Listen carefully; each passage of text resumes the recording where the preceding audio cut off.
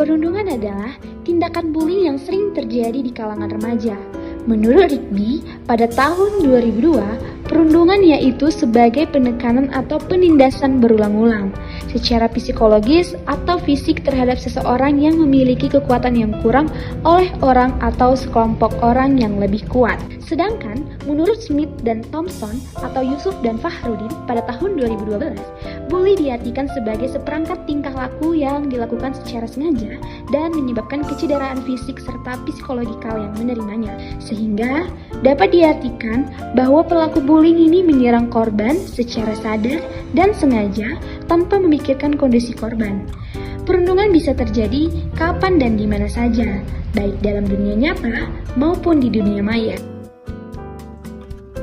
Jenis bullying verbal seringkali tanpa sadar dilakukan. Banyak pelaku-pelaku perundungan verbal ini berdalih bahwa mereka hanya sedang melontarkan lelucon atau bercanda saja dan melabeli korban baperan jika merasa tersinggung dengan kalimat atau perkataan tidak menyenangkan yang mereka ucapkan. Perundungan verbal atau verbal bullying biasanya berupa kalimat kasar atau ejekan yang ditunjukkan pada seseorang. Berbeda jauh dengan tanda-tanda bullying secara verbal. Bullying fisik dapat meninggalkan bekas yang mudah terlihat oleh guru pintar. Oleh karenanya, dapat dilakukan penanganannya lebih cepat dan pelaku maupun korban dapat diidentifikasi dengan segera. Ciri-ciri anak yang menjadi pelaku perundungan fisik diantaranya adalah bersifat emosional atau temperamental dan kurang berempati dengan lingkungan sekitarnya. Sedangkan anak-anak atau siswa yang menjadi korban sering menunjukkan ketakutan berlebih saat harus bertemu dengan pelakunya. Korban juga biasanya malas pergi ke sekolah, meminta pindah sekolah, atau menangis ketakutan saat teringat peristiwa bullying yang dialaminya. Yang ketiga, social bullying atau perundungan sosial. Contoh bullying sosial antara lain pengucilan atau intimidasi tidak langsung yang dilakukan secara berkelompok terhadap seseorang. Hal ini banyak sekali dicontohkan dalam film-film remaja untuk membuat mereka menyadari bahaya social bullying.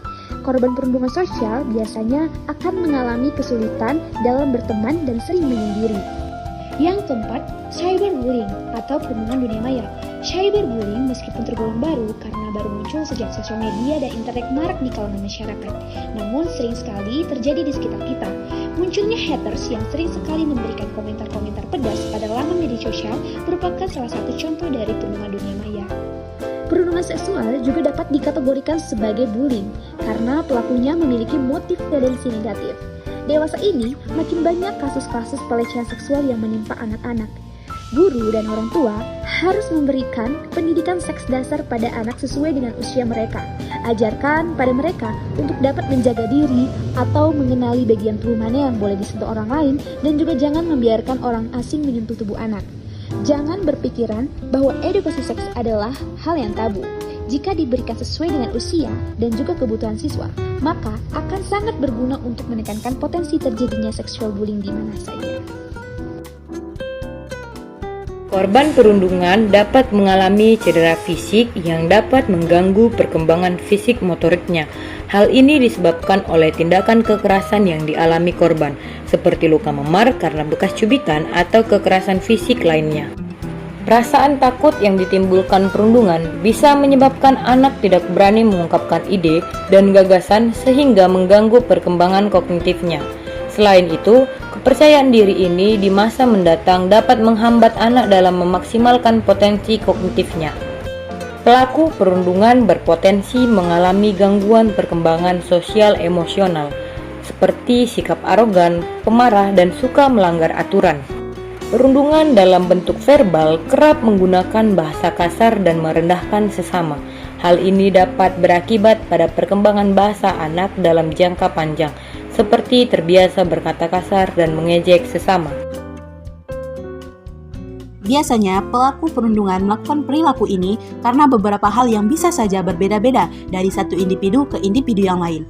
Senegal menjelaskan bahwa beberapa hal yang bisa menjadi penyebabnya seperti merasa bahwa pihak lawan sebagai bahaya atau dalam bahasa Inggris bisa disebut perceived threats, adanya keinginan untuk memiliki power sehingga dapat lebih berkuasa, balas dendam, hingga adanya trauma masa lalu yang belum terselesaikan.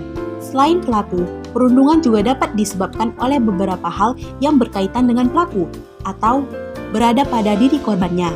Beberapa penelitian menunjukkan bahwa korban perundungan atau bullying karena memiliki karakteristik psikologis tertentu seperti sering mengalami emosi negatif berupa kesedihan, marah, hingga insecure. Pada kasus tertentu, individu yang menjadi korban perundungan cenderung memiliki suatu sisi yang lebih baik daripada pelaku, sehingga pelaku merasa dalam bahaya jika bersaingan dengan korban, seperti lebih skillful, cekatan, pintar, dan sebagainya. Saksi atau bystander yang melihat perundungan dapat berperan dalam keberlangsungan perilaku perundungan itu sendiri.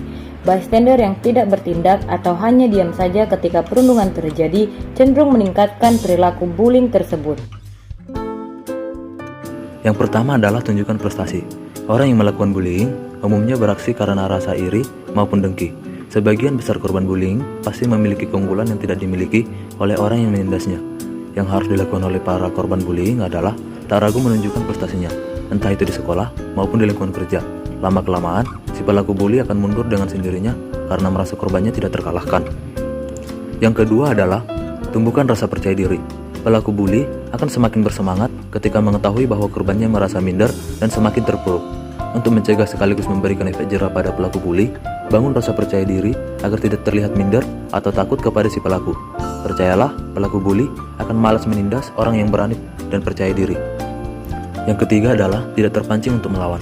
Emosi terkadang memicu kita untuk bertindak ketika merasa ditindas.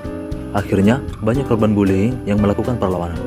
Boleh-boleh saja melakukan perlawanan, tapi kamu juga harus memikirkan bahwa pelaku akan semakin gencar menindasmu ketika kamu melawannya. Cara mencegah bullying bisa dimulai dengan tetap bersikap tenang dan sabar tanpa terpancing untuk melakukan perlawanan. Yang keempat adalah jadikan bulian sebagai semangat untuk sukses. Sebagian korban bully akan merasa tidak berharga dan putus asa. Namun untuk mencegah bullying yang menghancurkan dirimu sendiri, sikapi dengan positif semua perundungan tersebut. Jadikan bulian sebagai sarana penyemangat agar kamu bisa meraih suksesmu.